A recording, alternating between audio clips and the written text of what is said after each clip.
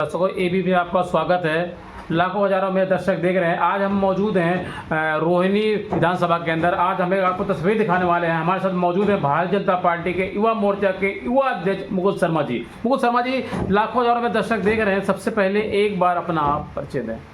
सभी को नमस्कार, जय श्री राम, राधे राधे। मेरा नाम मुकुल शर्मा है। मैं रोहिणी विधानसभा में युवा मोर्चा का अध्यक्ष हूँ और पार्टी में पूर्व में युवा मोर्चा का उपाध्यक्ष भी रह चुका हूँ।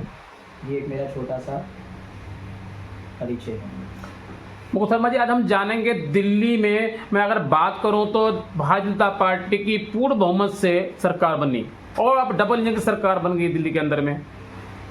जिस तरीके से मैं बात करूं दिल्ली में, अगर हम बात करें तो स्कूल की शिक्षा के बारे में बात करें तो रेखा गुप्ता जी दिल्ली की नई सीएम बनी हैं। वो खुद जा करके स्कूलों में पानी आ रहा कि नहीं आ रहा, टोटियाँ सही हैं कि नहीं सही हैं, टोटियाँ लीक हैं क्या, सारे सिस्टम को देख रही हैं। दिल्ली की पहली एक मुख्यमंत्री में बात कहूँ तो कम होगा। वाकई में रेखा गुप्ता जी जिस तरीके से अपना तन मन धन सब कुछ लगा के दिल्ली की जनता के लिए काम कर रही हैं। तो आयुष्मान कार्ड के बारे में आज हम चर्चा करेंगे आपसे। बनना शुरू हो गया है, किस तरीके देखा जाए, जिस तरीके जमुना की सफाई के बारे में बात करूँ, जैसे उन्होंने सीएम बनी वो वैसे कार्य शुरू हो गया। स्कूलों की में हम बात करें तो स्कूल में जो है जाके खुद सीएम रेखा गुप्ता जी सर्वे कर रही हैं। तो आयुष्मान कार्ड के बारे में जानना चाहते हैं शर्मा जी। देखिए, जैसे भारत देश का सौभाग्य है कि हमारे को माननीय प्रधानमंत्री श्री नरेंद्र मोदी जी जैसे हमारे को प्रधानमंत्री मिले हुए हैं, वैसे दिल्ली वासियों का एक सौभाग्य है कि रेखा गुप्ता जी जैसी डाउन टू अर्थ मतलब ज़मीन से जुड़ी हुई एक हमारे को मुख्यमंत्री मिली है। और सबसे बड़ी बात है, भारतीय जनता पार्टी, जैसा कि आपको पता ही है कि जो हम बोलते हैं वो हम करते हैं। हमने बोला था कि यमुना सफाई हम शुरू करवाएंगे और हमने शुरू करवा दिया। बहुत जल्दी यमुना आपको चमचमाती भी दिखेगी भी। आयुष्मान कार्ड हमने बोला था आपको कि आयुष्मान कार्ड बनवाएंगे और 10 लाख तक के इलाज जो है वो मुफ्त होएगा, जो भी हमारे अस्पताल रहेंगे सारी जगहों पर। तो वो चीज़ें भी हमने कार्ड बनवाना शुरू करवा दिया है। सारी चीज़ें धीरे धीरे लाइनअप हो रही हैं और उसके बाद में हर एक चीज़ के ऊपर में पार्टी ने जो जो है अपने अपने मैनिफेस्टो के अंदर में सारी चीज़ें डाली हैं, सब कुछ बन रहा है, सारी चीज़ें चल रही हैं और बहुत ही जल्दी दिल्ली एक वर्ल्ड क्लास सिटी बन के रहेगी। और हम इसके लिए पार्टी के शीर्ष नेतृत्व का हम धन्यवाद करते हैं कि उन्होंने एक ऐसी मुख्यमंत्री हमारे को दी जो कि लोगों का दर्द समझती है। तो ऐसे ही हमारे विधायक जितने भी आज विधायक बनकर आए हैं, चाहे मेरे खुद के क्षेत्र के रोहिणी के विधायक श्री विजेंद्र गुप्ता जी, रोहिणी को उन्होंने पसीनों से सींचा है और पसीनों से सींचने के बाद में आप ये लगा लीजिए उनको यहाँ के एक एक बंदे का, चाहे वो सूरज पार्क वाला एरिया हो चाहे कुछ भी हो, हर एक जगह का उनको खूबी अच्छे तरीके से पता है।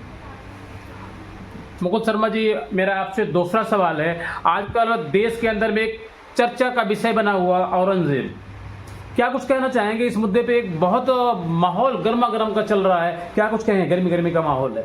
गर्मा गर्मी का माहौल कुछ नहीं। मैं एक युवा होने के नाते, युवा मोर्चा अध्यक्ष होने के नाते भी मैं आपको एक चीज़ बता दूँ जी।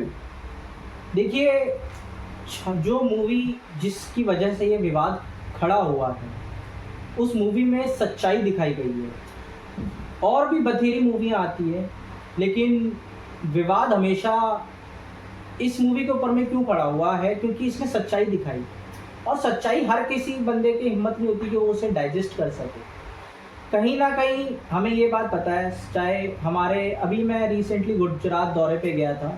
गुजरात दौरे के दौरान पे मेरे को वहाँ जाके पता चला, जब सोमनाथ जी के मैं दर्शन करने गया, वहाँ पर पता चला कि औरंगजेब जी ने हमारे वहाँ के मंदिरों को लूटा, ठीक है, मंदिर को तोड़ा, ठीक है, हमारी शिवलिंग को तोड़ने की कोशिश करी गई। ऐसा बंदा था औरंगजेब। उसके जब उसका राज्यपाल चल रहा था, जब उसका टाइम चल रहा था, मैं आपको बताऊं उस टाइम पे गाय को कटना, हिंदुओं को मारना, ये सब चीज़ों को बहुत ही बढ़ावा दिया गया और ये इस मूवी में दिखाया गया है। बाकी के जो हमारे ऑपोजिशन लीडर है कि जो इस चीज़ के ऊपर भारतीय जनता पार्टी पे निशाना साध रहे हैं, मैं आपको बताऊं वो खुद भी उन्हें कुछ नहीं, उन्हें खाली वोट की राजनीति करनी है। उन्हें खाली ये है कि बस हमारा मुस्लिम वोट जो है वो हमारे साइड ही रहे, वो सच्चाई से भाग रहे हैं।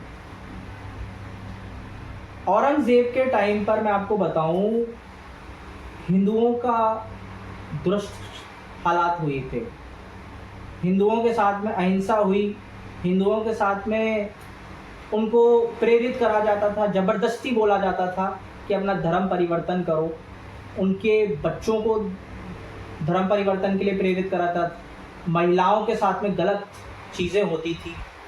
और ये लगा लीजिए आप, औरंगज़ेब के टाइम पे जो बंदा जो है औरंगज़ेब, वो बहुत ही मतलब एक तो मतलब जैसे नीच टाइप का बंदा था। खिलजी जो आए थे उन्होंने भी देश को तोड़ा, और कहीं ना कहीं आज के टाइम पर जो ये ऑपोजिशन पार्टी जितनी भी हैं वो भी इन्हीं के रूप में आ रखी हैं इस देश के ऊपर में, हमारी भारत माता के ऊपर में। कोई औरंगज़ेब के रूप में आ रखा है, कोई खिलजी के रूप में आ रखा है। आज आप बांग्लादेश, वेस्ट बंगाल के जाके हालात देखिए, वहाँ पर हिंदुओं के साथ में कितना अत्याचार होता है। बहुत सारी चीज़ें ऐसी होती है जो मीडिया नहीं दिखा पाता, लेकिन असलियत बहुत अलग है वहाँ की। तो उस रूप में ये लोग आ रखे हैं यहाँ। इनका पुनर्जन्म हो चुका है, लेकिन अगर उनका जन्म हुआ है तो भारतीय जनता पार्टी के हम जो सैनिक हैं, हम भी शिवाजी के रूप में यहाँ पर प्रेजेंट हैं और अपनी भारत माता को और हिंदुत्व को इस देश में कभी ख़त्म नहीं होने देंगे, और इस देश को एक दिन हिंदू राष्ट्र डिक्लेयर करके रहेंगे। मुकुल शर्मा जी, मेरा आपसे पहला और आखिरी सवाल, आरएसएस के महासचिव दत्तात्रेय